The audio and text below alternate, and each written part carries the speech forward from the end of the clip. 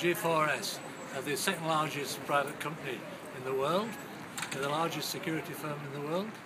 They manage prisons, they manage contracts in Britain was at present 700 million. They're providing guards for the Olympics, right? And more importantly, as far as asylum seekers are concerned, they've actually provided escorts for people who've been deported. So much so, and they're notorious for this. They actually their actions resulted in the death of Jimmy Mlenga, an Angolan asylum seeker, in 2010. And there are 3 G4S employees at present on bail facing criminal charges for his death, right?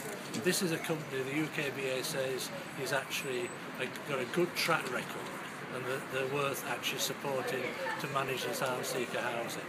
They manage detention centres, and in 2010 there were 700 allegations of maltreatment and violence against detainees in their detention centres. They still manage 4 detention centres.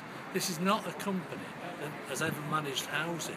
It's not a company that's suitable for managing housing where the people in those houses have been maltreated and abused by G4S and families have, etc. We think it's partly to intimidate asylum seekers that the government in fact is giving these contracts, because not only G4S, in other areas it's Serco, another company that in fact has a notorious record too. So we think it's as much intimidating asylum seekers, part of that horrible policy of saying go home, we don't want you here, we're not going to give people sanctuary when they face torture and abuse in their own countries. We're not going to do that. And that's going against the tradition for cities like Sheffield, going back 60 years, where Chileans have come here, Burmese have come here, fleeing persecution, and they've been given accommodation by the council, paid for by the government, usually. And that's been a good tradition.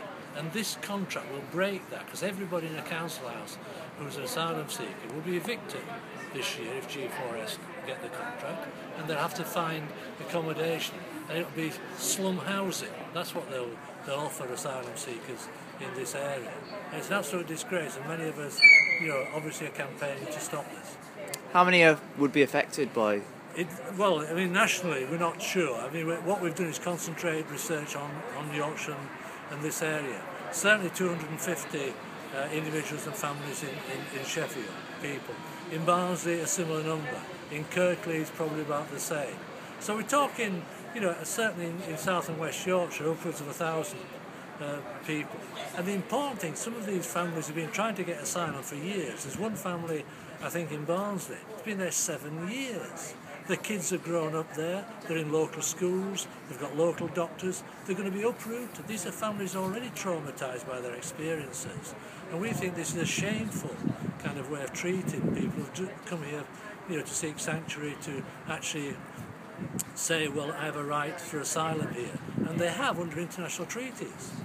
These aren't people who should be told to go home. These are people who should, welcome here as refugees from political oppression and torture in other countries.